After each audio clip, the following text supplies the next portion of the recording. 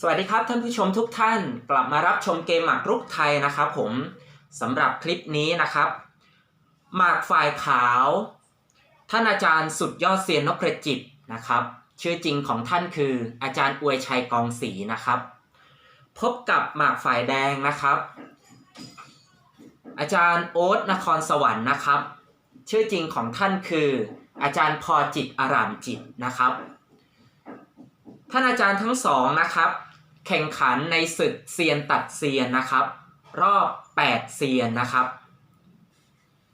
เราจะมารับชมเกมนี้กันนะครับว่าจะสนุกสนานตื่นเต้นขนาดไหนมีแต้มดีแต้มใดที่จะพาพวกเราไปศึกษาและรับชมกันนะครับเดี๋ยวเราไปรับชมเกมนี้พร้อมกันครับผมเกมนี้แข่งขันกันไว้ปี 2561 นะครับอาจารย์นพจิตนะครับเปิดหมากตัวแรกขึ้นโคนนะครับมาที่คอ2พัฒนาโคนขึ้นมานะครับอาจารย์พอจิตตั้งรับด้วยโคนฉอ7พัฒนาขึ้นไป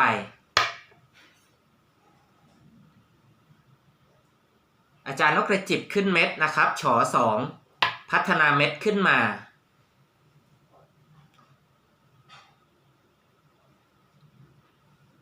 อาจารย์โอ๊ตนะครับเปิดเบี้ยฉอ6ไปฉอ5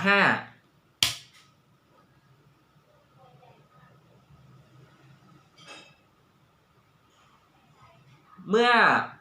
ท่านอาจารย์นพจิตเห็นว่าหมากแดงเดินเบี้ยตัวนี้นะครับจึงเดินเบี้ยชอช้าง3ขึ้นมาชอ4ซึ่งเป็นแต้มมาตรฐานนะครับในการเล่นเชิงเบี้ยนะครับอาจารย์โอ๊ตนะครับขึ้นม้าที่ฉอ6เปิดเผยรูปหมากนะครับว่าจะเล่นม้าซ้ายนะครับและเล่นม้าซ้ายตอนเป็นหมากเดินทีหลังนะครับเป็นหมากแดงเมื่อท่านอาจารย์นพจิตวิเคราะห์หมากเกมนี้แล้วนะครับเห็นว่าหมากฝ่ายแดงขึ้นเป็นม้าซ้ายนะครับการเดินม้าซ้ายหากเดินทีหลังนะครับจะไม่ค่อยดีเท่าไหร่นะครับอาจารย์นพจิตจึงงัดรูปหมากม้าซ้ายมาสู้กับม้าซ้ายของหมากแดงนะครับจังหวะนี้อาจารย์นพจิตจึงเปิดเบี้ยคอ3ขึ้นมาคอ4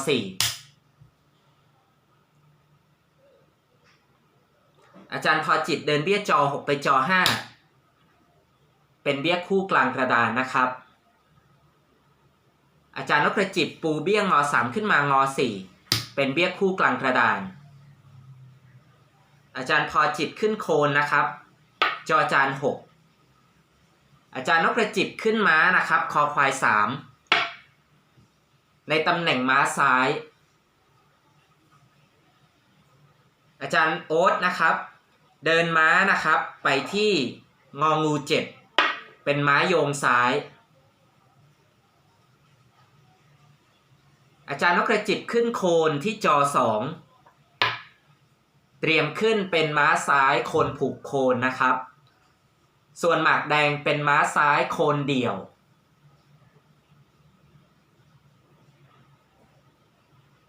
อาจารย์โอ๊ตนะครับเปิดเบี้ยขอ6ขึ้นไปขอ5อาจารย์นพจิตนำโคนที่จอ2ขึ้นมางอ3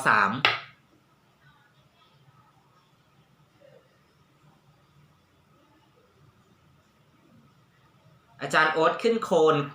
คอ7อาจารย์นพจิตเดินม้านะครับมาที่ตาจอจาน2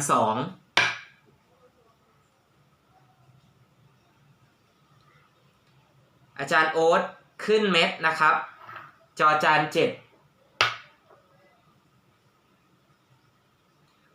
เกมนี้นะครับเราจะได้รับชมในศึกของม้าโยงซ้ายนะครับหมากขาวเป็นม้าโยงซ้ายโคนผูกโคนนะครับในขณะที่หมากแดงเป็นม้าโยงซ้ายโคนขุนพลเดี่ยวนะครับผมเราไปดูช่วงการแปรขบวนสู้กันนะครับ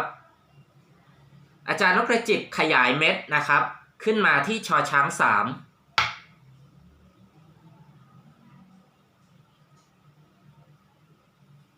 อาจารย์โอ๊ตนะครับตัดสินใจเดินขุนขึ้นไปที่ตาฉอเจ็ด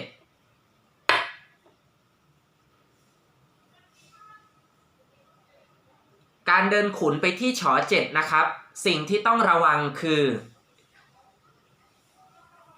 โคนตัวนี้นะครับจะถอยกลับไม่ได้ถ้าหากถูกเบี้ยไล่นะครับนี่คือสิ่งที่หมากแดงต้องระวังนะครับอาจารย์นพจิตนะครับแปรขบวนเข้าทำโจมตีหมากแดงด้วยเม็ดก้าวร้าวนะครับออกมาด้านข้างที่ตายอ4โดยมีจุดประสงค์นะครับต้องการส่งเบี้ยขึ้นมาโจมตีม้าของหมากแดงให้เสียหลักนะครับโจมตีม้าซ้าย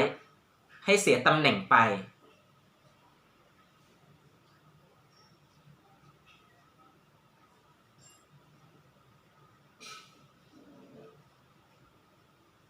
จังหวะนี้นะครับหมากแดงอาจารย์โอ๊ตนะครับ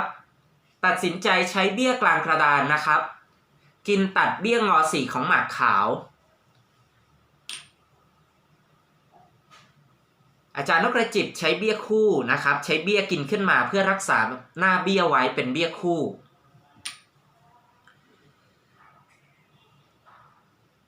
การที่หมากแดงนะครับใช้เบี้ยกินตัดหมากขาวไปนะครับหมากแดงนะครับจะกลายเป็นเบี้ยเดี่ยวคือเบี้ยฉอ5ตัวนี้นะครับเป็นเบี้ยเดี่ยวในอนาคตและหมากขาวจะได้แท่นหมากในการยืนที่ตาฉอ4นะครับดังนั้นการกินตัดเบี้ยกลางกระดานนะครับเหมือนเป็นการเพิ่มจังหวะการเดินให้กับหมากขาวนะครับผมหมากขาวก็จะได้เดินเบี้ยคู่ขึ้นมานะครับก็จะดีกว่าหมากแดง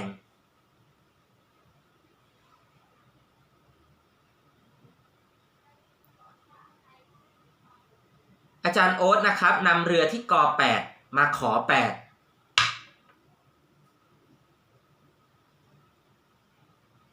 โดยมีจุดประสงค์นะครับอาจจะเดินเบี้ยก6ไปก5ปูเบี้ยคู่นะครับหรือจะเดินเบี้ยฉอเบี้ยค6นะครับขึ้นไปที่ค5แต่ก็อาจจะถูกหมากขาวทิ่มสูงนะครับดังนั้นจึงหลบเรือตัวนี้มาช่วยผูกเบี้ยขอไข่5นะครับอาจารย์นกกระจิบนะครับเดินขุนขึ้นยังไม่รีบร้อนบุกหมากแดงนะครับขึ้นขุนเพื่อให้เรือได้ผูกโยงถึงกันนะครับท่านผู้ชมอาจารย์โอ๊ตนะครับเดินเบี้ยก6ไปก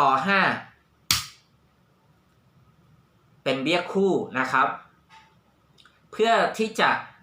ส่งเบี้ยริมขึ้นไปนะครับหรือเดินเบี้ยขอ5บุกขึ้นไปไล่ม้า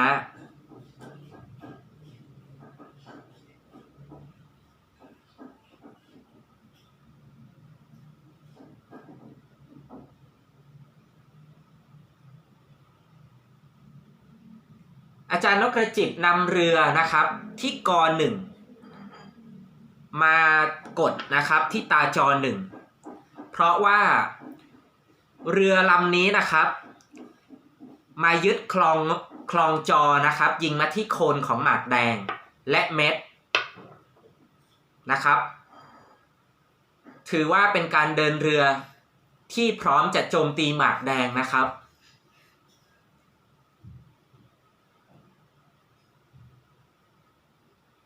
จังหวะนี้นะครับอาจารย์โอ๊ตเดินเบี้ยชอช้าง6ไล่เม็ด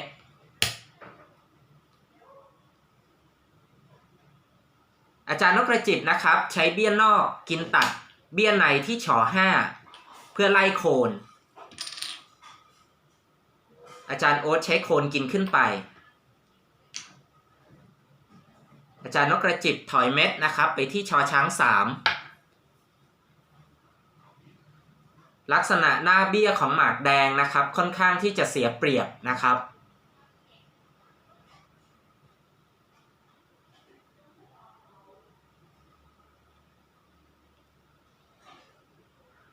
พื้นที่กลางกระดานนะครับ4ตากลางกระดานเป็นจุดที่จะต้องคุมหมากไว้ให้ได้นะครับ ถ้าหากปล่อยให้โคนของหมากขาวขึ้นมาแลกหมากแดงจะเสียเปรียบนะครับขาดการคุมพื้นที่กลางกระดานไปนะครับผมอาจจะต้องเดินเบี้ยนะครับงอ6ขึ้นไปที่งอ5เพื่อป้องกันหมากขาวเคลื่อนทับแต่หมากขาวอาจจะทิ่มสูงนะครับตรงนี้หมากแดงก็อาจจะต้องยอมให้ขาวทิ่มสูงเพื่อที่จะเดินเบี้ยสกัดหมากขาวนะครับอาจารย์โอ๊ตนะครับไม่เดินเบี้ยสกัดพื้นที่กลางกระดานนะครับอาจารย์โอ๊ตชิงจังหวะเดินเบี้ยริมนะครับก4จุดประสงค์ต้องการที่จะทำลายหน้าเบี้ยของหมากขาวแต่จังหวะนี้นะครับหมากขาวสามารถแก้ได้โดยใช้เบี้ยคอ4นะครับกินตัดนะครับอาจารย์นพประจิตกินตัดทันทีนะครับดังนั้นการเดินเบี้ยริมของหมากแดงนะครับหมากขาวยังแก้ได้และกลับมาดีกว่าได้จังหวะเข้าทำหมากแดงก่อนนะครับดังนั้นการเดินเบี้ยก4จึงไม่ดีเท่าไหร่นะครับอาจารย์โอ๊ตนะครับกินตัดเบี้ยหงายด้วยนะครับอาจารย์นพประจิตนะครับใช้โคนกินมาเวลาเล่นหมากรุกนะครับไม่ต้องกลัวว่าเบี้ยริมนะครับจะกลายเป็นเสียเปรียบเพราะว่าหมากแดงนะครับจะต้องใช้เบี้ยกินและเบี้ยที่ขอไข่5ของหมากแดงก็จะกลายเป็นจุดอ่อนถูกโคนขึ้นมาจับกินนะครับท่านผู้ชม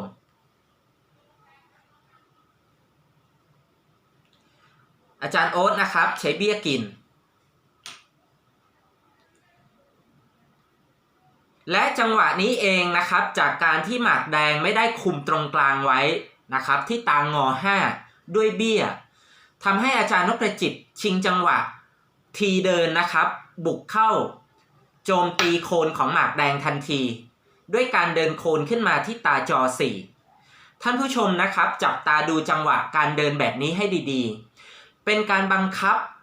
โคนของหมากแดงนะครับซึ่งไม่มีตัวผูกถ้าหากหมากแดงกินโคนอาจารย์นพประจิตจะใช้เบี้ยกินขึ้นมาเป็นเบี้ยคู่กลางกระดานนะครับหมากแดงก็จะเสียเปรียบหน้าเบี้ยเสียเปรียบทางหมาก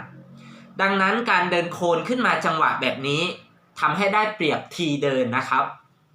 ในทางหมากรุกสากลเรียกว่าได้เทมโปนะครับได้จังหวะการเดินฟรีๆนะครับภาษาไทยเราก็คือได้ทีเดินนะครับอาจารย์โอ๊ตนะครับถูกบังคับนะครับต้องถอยโคนลงมาตั้งรับอาจารย์นพประจิตบุกต่อเนื่องนะครับด้วยเบี้ยสูงไล่โคนนะครับนี่คือจังหวะที่อาจารย์นพประจิตชิงเข้าโจมตีหมากแดงนะครับบังคับอาจารย์โอ๊ตนะครับต้องเดินโคนขึ้นตรงๆอาจารย์นพประจิตนะครับใช้โคนบุกขึ้นมาฉอ5โคนตัวนี้ถือว่าเป็นโคนตัวเก่งของหมากขาวนะครับสามารถที่จะมาตีรุกที่ตาจอ6ได้นะครับท่านผู้ชมโดยท่านผู้ชมนะครับต้องพิจารณาว่าโคนตัวนี้ของหมากขาวเป็นตัวเก่งจะไม่กินแลกกับม้าของหมากแดงเพื่อให้ได้เปรียบสักหมากนะครับเพราะว่าม้าแดงนะครับยืนอยู่เฉยๆยังไม่ได้กดดันหมากขาวเท่าไหร่โคนตัวนี้เป็นโคนตัวเก่งนะครับต้องลงมาตีรุกจะเกิดประโยชน์มากกว่าไปกินแลกนะครับอาจารย์โอ๊ตนะครับตัดสินใจเดินม้าไปโจมตีโคนของอาจารย์นพประจิตอาจารย์นพประจิตหลบโคนนะครับขึ้นมาบุกไล่ม้า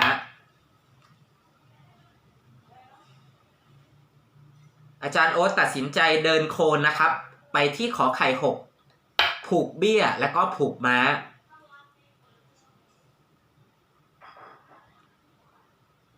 อาจารย์นพประจิตนะครับนำเรือที่ยอ1มาฉอ1นะครับ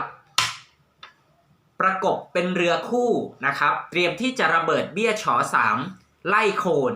นำเม็ดขึ้นมาโจมตีโคนของหมากแดงนะครับ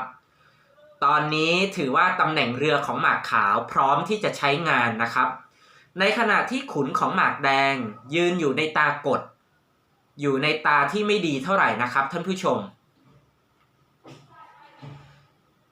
อาจารย์โอ๊ตตัดสินใจหลบขุนนะครับมาที่ตาจอ8อาจารย์นพกระจิบไม่รอช้านะครับเดินเบี้ย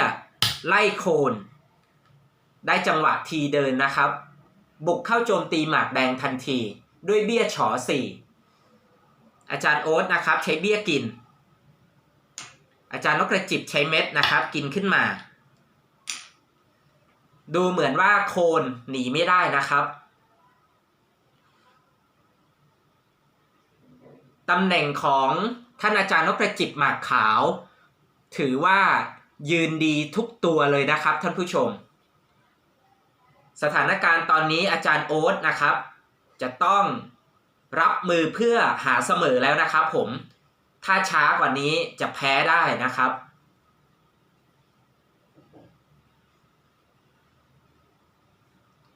อาจารย์โอ๊ตนะครับตัดสินใจถอยม้าจากฉอ6นะครับมาที่ตางอ7ต้องยอมเสียโคนนะครับอาจารย์นพกระจิบใช้โคนบุกขึ้นมาจอ6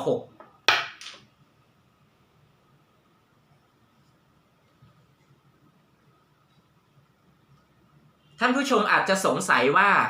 เหตุใดท่านอาจารย์นพกระจิบจึงไม่ใช้เม็ดกินโคนเลย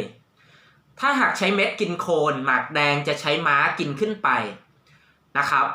และม้าของหมากแดงสามารถที่จะไปตีรุกนะครับก่อกวนขุนของหมากขาวได้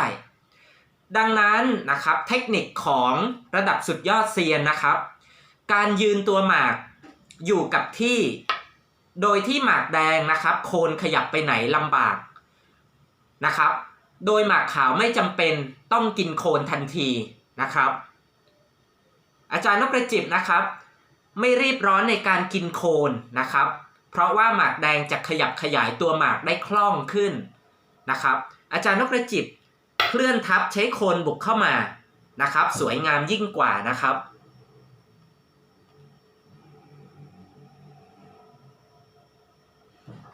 อาจารย์โอ๊ตนะครับตัดสินใจถอยโคนกลับมาตั้งรับ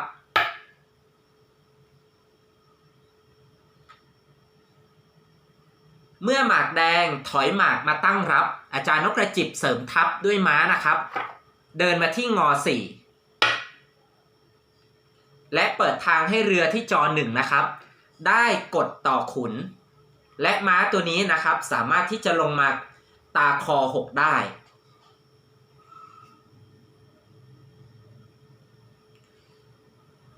อาจารย์พอจิตนะครับพิจารณาในจังหวะนี้เห็นว่าโคนของหมากขาวยืนอยู่ในตำแหน่งที่ค่อนข้างเก่งนะครับและจังหวะนี้อาจารย์นพกระจิบตัดสินใจยอมใช้ม้านะครับกินตัดโคนแต่ข้อเสียนะครับหมากขาวจะได้เบี้ยงหงายนะครับอาจารย์นพกระจิบต้องการที่จะตัดกำลังลดอานุภาพนะครับเพื่อหาเสมอนั่นเองนะครับอาจารย์นพกระจิบใช้เบี้ยกินนะครับหงายไล่ม้าอาจารย์พอจิตนะครับตัดสินใจเดินม้านะครับขึ้นไปให้โคนกินเพื่อจะได้เบี้ยคู่นะครับและได้ตอบโต้หมากขาวบ้าง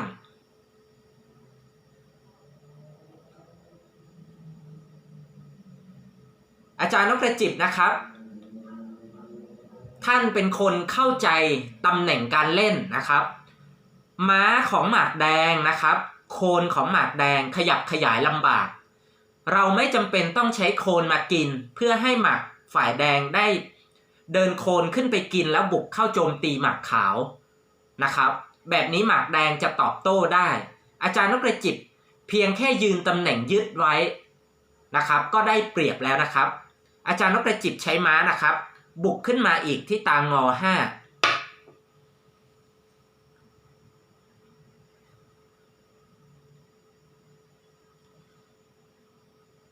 อาจารย์พอจิตนะครับเดินเรือนะครับขอไข่7ตั้งรับผูกเม็ดด้วยอาจารย์นพกระจิบใช้ม้านะครับบุกขึ้นมาที่ตาคอ6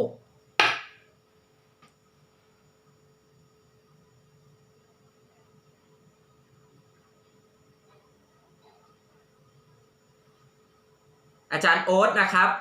เดินเรือมาที่ชอช้าง8นำเรือออกคลองจะไปตีรุกนะครับอาจารย์นพจิตเดินเรือนะครับขึ้นมาที่จอ2ป้องกันตารุก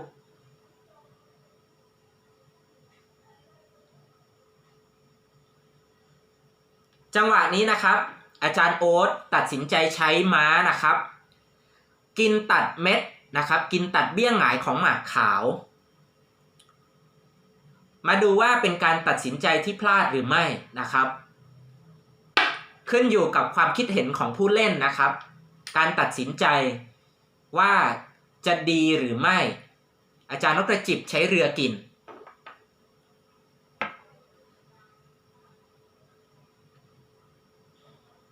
อาจารย์โอ๊ตเดินขุนนะครับไปคร่อมม้านะครับกับคร่อมเรือ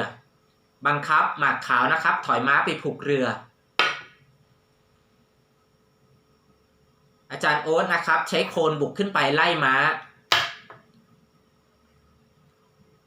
อาจารย์นพจิตรู้ทันนะครับหลบเรือดึงไปผูก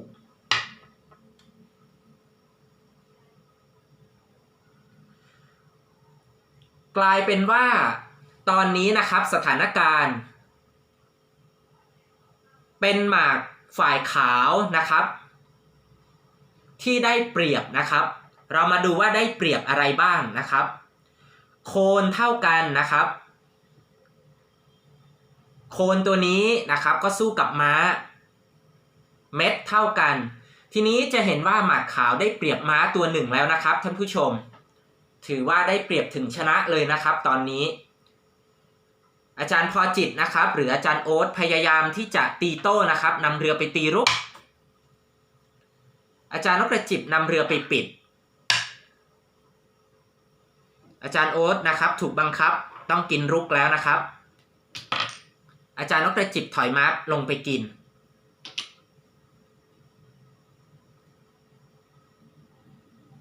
อาจารย์โอ๊ตเดินโคนขึ้นไปนะครับคอ4อาจารย์นพจิตดึงม้านะครับไปที่จอจาน3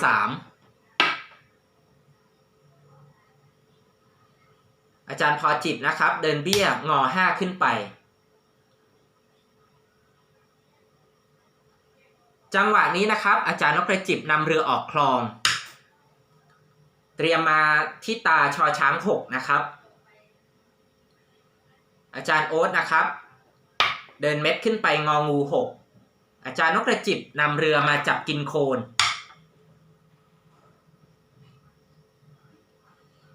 อาจารย์โอ๊ตตัดสินใจใช้เม็ดนะครับขึ้นไปแลกอาจารย์นพจิตกระโดดม้ามาที่ชอช้าง4คร่อมนะครับจับทั้งโคนทั้งเม็ดกำลังจะใช้ม้าแลกกับ2นะครับอาจารย์โอ๊ตนะครับใช้เบี้ยไล่ม้าอาจารย์นพจิตใช้ม้ากินเม็ดตีรุกอาจารย์โอ๊ตใช้โคนกินอาจารย์นพจิตใช้เม็ดนะครับกินขึ้นมาจังหวะนี้อาจารย์โอ๊ตนะครับเดินเรือลงมาที่ขอไข่8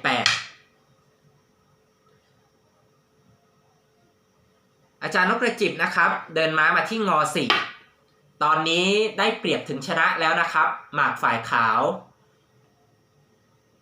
หมากฝ่ายแดงค่อนข้างที่จะรับลำบากนะครับ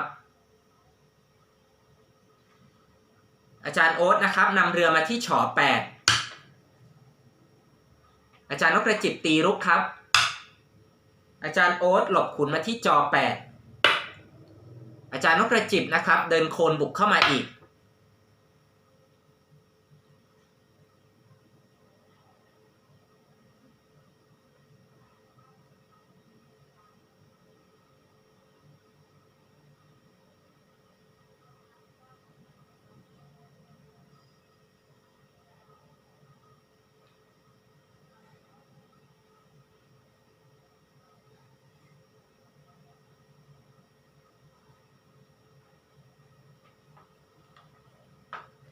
ในจังหวะนี้นะครับดูเหมือนว่าหมากฝ่ายแดงนะครับไม่มีตัวเดินเลยนะครับผม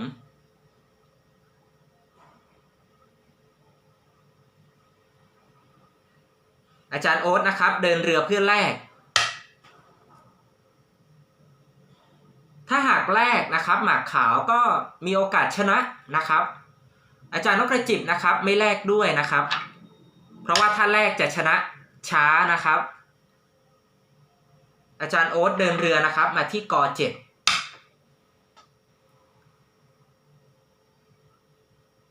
จะไปกินเบี้ยนะครับที่ก3อาจารย์นกกระจิบลำเลียงขุนขึ้นมาหลบมาอยู่ในโซนที่ปลอดภัยนะครับและอาจารย์โอ๊ตพิจารณาแล้วนะครับเห็นว่าตำแหน่งหมากนะครับและตัวหมากก็เสียเปรียบถึงแพ้นะครับจึงขอยอมแพ้ไปในตานี้นะครับผมส่งผลให้เกมนี้ท่านอาจารย์นกกระจิบนะครับเป็นฝ่ายชนะไปได้นะครับนี่คือศึกม้าซ้ายนะครับหมากแดงนะครับเดินม้าซ้ายอาจารย์นกกระจิบเห็นว่าม้าซ้ายจะไม่ค่อยนิยมเล่นเวลาเดินทีหลังนะครับอาจารย์นกกระจิบจึงชิงจังหวะด้วยการเดินม้าซ้ายเข้าต่อก่อนนะครับเราจะได้เห็นการเดินม้าซ้ายจากท่านอาจารย์นกกระจิบไม่บ่อยครั้งนักนะครับโดยมากเราจะได้เห็นม้าโยงขวากับม้าเทียมนะครับในเกมนี้เราได้เห็นการเดินม้าซ้ายของท่านอาจารย์นกกระจิบนะครับถือว่าเป็นการบุกที่มีความรุนแรงมากนะครับสิ่งที่ทำให้หมากขาวบุกได้รุนแรงนะครับเพราะว่าตำแหน่งขุนของหมากแดงอยู่ไม่ปลอดภัยนะครับและหมากฝ่ายแดงพยายามตีโต้หมากขาวทางด้านริมนะครับด้วยเบี้ยแต่ลืมสกัดเบี้ยตรงพื้นที่กลางกระดานไว้นะครับทำให้หมากขาวเคลื่อนตัวหมากไหลเข้ามาเป็นชุดนะครับทำให้ป้องกันไม่ได้นะครับหมากแดงจึงตกเป็นฝ่ายแพ้ไปนะครับและการประสานงานตัวหมากของท่านอาจารย์นกกระจิบมีการนำเรือมาเชื่อมนะครับมีการเชื่อมหมากกันที่ดีมากๆนะครับทุกตัวถือว่าได้ใช้งานหมดนะครับเกมนี้ก็ถือว่าเป็นเกมที่สุดยอดอีกเกมหนึ่งนะครับของท่านอาจารย์นกกระจิบและท่านอาจารย์โอ๊ตนะครับแม้ว่าท่านอาจารย์โอ๊ตจะเป็นฝ่ายแพ้แต่เกมนี้ก็เป็นเกมที่สุดยอดทำให้พวกเราได้มาศึกษารับชมนะครับได้มาพัฒนาต่อยอดนะครับทำให้คนรุ่นหลังที่เข้ามารับชมคลิปนี้นะครับได้พัฒนาฝีมือได้เห็นแบบอย่างของท่านอาจารย์ทั้งสองนะครับเพื่อที่จะสร้างคนรุ่นใหม่สืบสานกีฬาหมากรุกไทยนะครับให้เก่งยิ่งขึ้นนะครับก่อนที่จะจบคลิปนี้ไปนะครับครูพงศ์ก็จะมีตำแหน่งการไล่ปลายกระดานที่เป็นพื้นฐานมาสอนทุกท่านนะครับเราไปดูตำแหน่งปลายกระดานกันว่าจะเป็นเรื่องอะไรในวันนี้นะครับ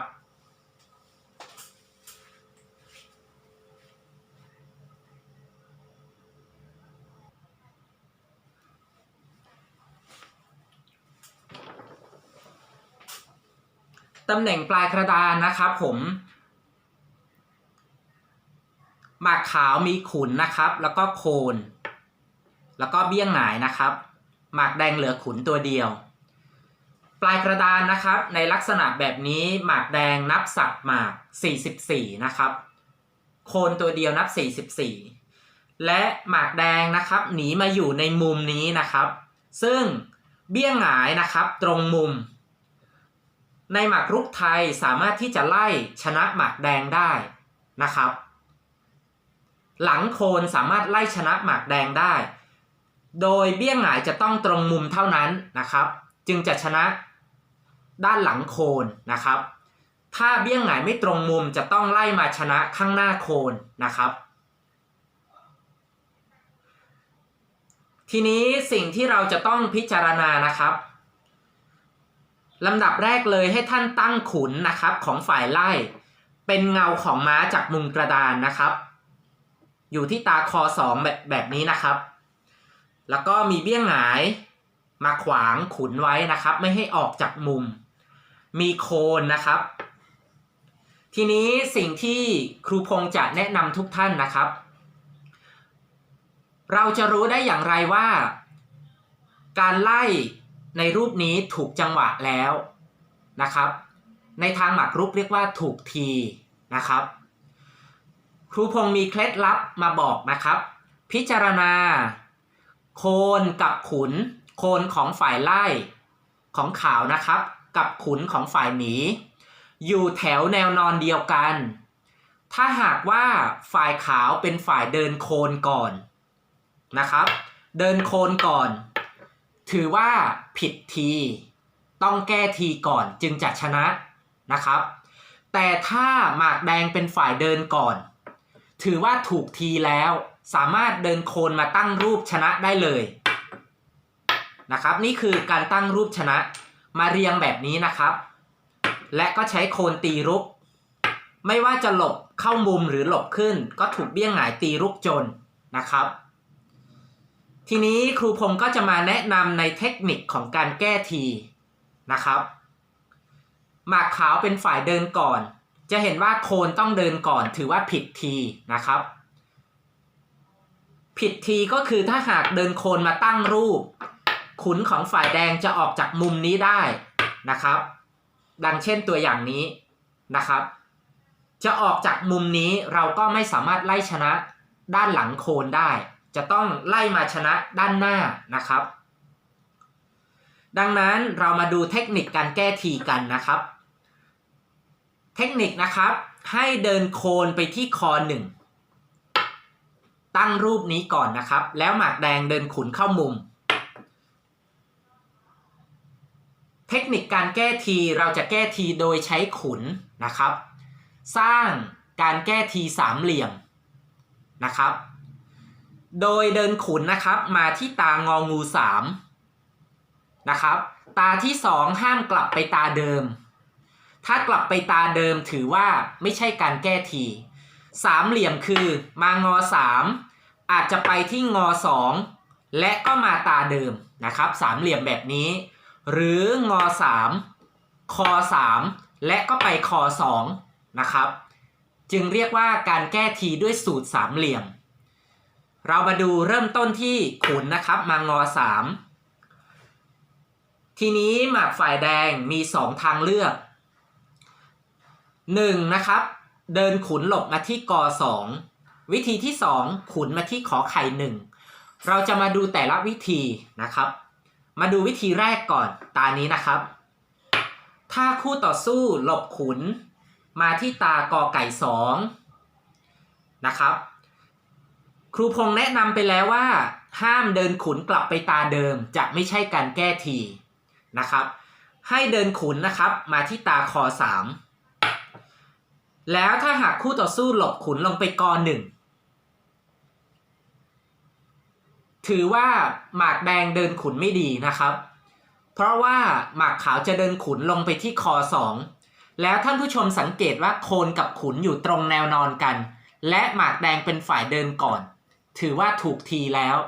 หมากขาวก็ชนะได้เลยนะครับ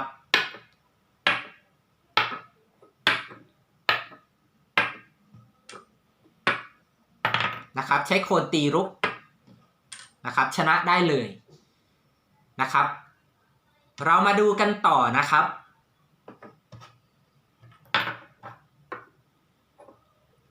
เริ่มต้นก่อนนะครับขุนมาตานี้นะครับหมากแดงเดินขุนมาที่ก2หมากขาวเดินขุนนะครับมาคอ3นะครับท่านผู้ชมดังนั้นตาก1หมากแดงถ้าลงไปจะแพ้ง่ายเลยต้องติดโคนนะครับเพราะฉะนั้นหมากแดงก็จะต้องมีวิชาการหนีด้วยเพื่อสร้างทีเดินนะครับอย่าไปหนีง่ายๆให้เข้าทีแล้วแพ้นะครับ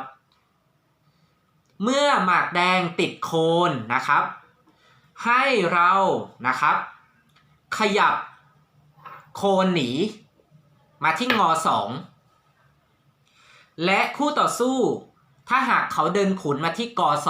2จะเห็นว่าอยู่ตรงกับโคนเราก็จะเดินขุนลงไปก็จะถูกทีแล้วเพราะว่าหมากแดงต้องเดินก่อนนะครับดังนั้นหมากแดงก็จะต้องมีวิชาหนีมาที่ก1นะครับและเคล็ดลับสำคัญที่ครูพงษ์อยากจะมาสอนนะครับอยู่ที่ตรงนี้ครับ ไม่ใช่เดินขุนไปที่คอ2นะครับแบบนี้ไม่ใช่การแก้ทีเคล็ดลับนะครับให้เดินขุนมาที่ขอไข่3ครับแล้วคู่ต่อสู้ต้องเดินขุนมาขอ1แล้วให้เราเดินเบี้ยนะครับไปที่กอไก่3คู่ต่อสู้เดินขุนเข้ามุมและจังหวะนี้เราจึงเดินขุนนะครับลงไปที่คอ2ทำให้คู่ต่อสู้เดินมาติดเบี้ยหงายและอยู่ตรงแนวนอนกับโคนของเรานะครับเมื่อเราดึงเบี้ยหงายกลับมาจะเห็นว่าหมากแดงเป็นฝ่ายเดินก่อนแล้วนะครับก็จะถูกทีแล้วนะครับท่านผู้ชมชนะเลยนะครับถูกทีชนะเลยครับเราไปดูวิธีที่2กันนะครับวิธีที่2หมากแดงไม่หลบขุนมาที่กอ2นะครับแต่ติดโคนถ้าหากว่าติดโคนให้เราเดินขุนไปผูกโคนครับและถ้าหากคู่ต่อสู้เดินขุนมาที่กอ1ก็จะแพ้ง่ายเลยเพราะว่าอยู่แนวนอนเดียวกับโคนนะครับเราแค่นำขุนเข้าหมากแดงจะต้องเดินก่อนก็จะถูกทีแล้วนะครับดังนั้นหมากแดงก็จะต้องหนีให้ดีด้วยมีวิชาการหนีนะครับมาที่ก2จังหวะนี้ท่านผู้ชมนะครับใช้เทคนิคเดิมเลยอย่าเดินขุนลงไปที่คอ2นะครับเพราะว่าไม่ใช่การแก้ทีจังหวะนี้ก็เหมือนเดิมเดินขุนมาที่คอควาย3ครับคู่ต่อสู้ดีที่สุดนะครับก็จะต้องติดโคนเพราะว่าถ้าไปกอ1จะแพ้ง่ายนะครับต้องติดโคนแล้วเราก็ดึงโคนออกคู่ต่อสู้จะต้องเดินขุนมาที่กอ1เท่านั้นนะครับถ้าหากมาที่กอ2อยู่ตรงกับโคนของเรานะครับก็จะถูกขุนหมากขาวเข้าไปหมากแดงเดินก่อนก็จะแพ้นะครับเพราะว่าครูพงษ์เคยสอนไว้แล้วว่าโคนกับขุนอยู่ตรงกันถ้าหากฝ่ายคู่ต่อสู้เดินขุนก่อนฝ่ายหนีเดินขุนก่อนถือว่าถูกทีนะครับชนะเลยดังนั้นจังหวะเมื่อกี้ฝ่ายแดงจะต้องเดินขุนเข้ามุมและเราก็ใช้เทคนิคเดิมนะครับขุนเคล็ดลับสำคัญอยู่ที่ตรงนี้นะครับท่านผู้ชมน้องๆเยาวชนทุกท่านจดจำให้ดีๆนะครับเดินขุนมาที่ขอไข่3คู่ต่อสู้หลบแล้วเราดึงเบี้ยหงายไปด้านริมนะครับหรือจะเดินเบี้ยหงายมาที่คอ3ก็ได้นะครับแต่มาด้านริมจะง่ายกว่าจะดูง่ายนะครับขุนไปแล้วคู่ต่อสู้ต้องเดินขุนติดเบี้ยหงายเราก็รู้ว่าจะต้องเปิดเบี้ยหงายมาขวางไว้นะครับคู่ต่อสู้สังเกตนะครับโคนกับขุนอยู่ตรงกันและฝ่ายแดงเดินก่อนถูกทีแล้วครับ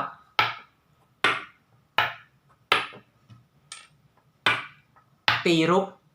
เข้ามุมก็แพ้นะครับหรือออกก็ถูกเบี้ยหงายตีรุกได้2ทางนะครับถือว่าหมากขาวชนะนะครับด้วยการไล่โคนเบี้ยหงายด้านหลังโคน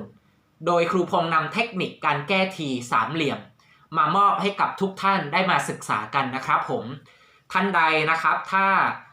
อยากไล่รูปนี้เป็นนะครับต้องลองนำกระดานนะครับมาตั้งแล้วก็ใช้ตัวหมากตั้งตามที่ครูพงษ์สอนนะครับและลองฝึกคิดตามไปช้าๆฟังคำอธิบายจากครูพงษ์นะครับแล้วท่านจะทำได้นะครับไม่ยากเกินไปนะครับผมและถ้าเราทำได้แล้วต่อไปก็จะติดตัวเราไปตลอดนะครับจะมีฝีมือที่เก่งขึ้นนะครับมีเบสิกที่ดีนะครับเราอาจจะไม่ได้เป็นเซียนหมากรุกระดับแชมป์แต่เราสามารถเป็นครูสอนมีอาชีพได้นะครับเหมือนอย่างครูพงษ์นะครับเป็นโค้ชตามโรงเรียนนะครับตามมหาวิทยาลัยนะครับและสร้างช่อง YouTube ให้ความรู้ได้เพราะเรามีความรู้นะครับเหมือนมีขุมทรัพย์อยู่นับล้านนะครับผมสำหรับวันนี้ก็หวังว่าทุกท่านจะได้รับความรู้จากการแนะนำของครูพงษ์นะครับขอให้ทุกท่านนะครับประสบความสำเร็จในการเล่นหมากรุกมีฝีมือได้เก่งยิ่งขึ้นไปนะครับขอให้มีความสุขกับหมากรุกไทยที่เรารักนะครับผมช่องทางการติดตามครูพงษ์นะครับก็จะมีทาง YouTube นะครับเซียนเหนือเซียนและทางเพจ Facebook นะครับแฟนเพจนะครับ เซียนเหนือเซียนเรียนหมากรุกด้วยใจรักบายครูพงศ์นะครับท่านใดอยากเป็นแฟนเพจของครูพงศ์ก็ไปกดติดตามกดถูกใจได้นะครับ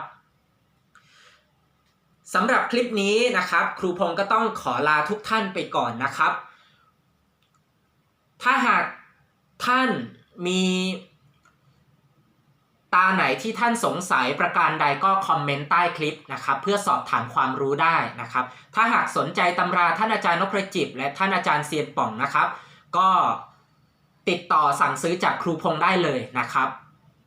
โดยติดต่อเข้ามาทาง LINE นะครับ LINE ID ครูพงษ์ก็ CHESLAW1 นะครับ CHESSLAW 1 Arabic นะครับสามารถติดต่อเข้ามาสอบถามเรื่องตำราได้นะครับเพราะว่าครูพงษ์ช่วยท่านอาจารย์นพจิตและท่านอาจารย์เซียนป่องจำหน่ายตำราด้วยนะครับผมท่านใดที่สนใจเสื้อของช่อง YouTube เซียนเหนือเซียนก็เข้าไปที่ชุมชนนะครับทางหน้านะครับทางหน้าช่อง YouTube เซียนเหนือเซียนนะครับจะมีข้างบนที่เขียนว่าชุมชนท่านไปคอมเมนต์ลงชื่อไว้นะครับเพื่อสั่งจองนะครับราคาเสื้อประมาณ400 บาทนะครับไม่เกิน500นะครับอยากมีเสื้อของช่องเซียนเหนือเซียนไว้ใส่ก็รีบสั่งจองนะครับครูพงษ์จะได้ไปสั่งร้านทำทีเดียวนะครับผมครูพงษ์ต้องขอบพระคุณนะครับท่านอาจารย์นพจิตและท่านอาจารย์พอจิตเป็นอย่างสูงนะครับสำหรับบันทึกเกมนี้นะครับที่ท่านอาจารย์ทั้งสองได้ต่อสู้แข่งขันกันไว้นะครับเกิดประโยชน์ต่อเยาวชนคนรุ่นหลังนะครับได้มารับชมได้มาศึกษากันนะครับขอบพระคุณอาจารย์ทั้งสองมากๆครับสำหรับคลิปนี้ครูพงษ์ก็ต้องขอตัวลาไปก่อนนะครับไว้กลับมาพบกับครูพงษ์ใหม่นะครับผมสวัสดีครับ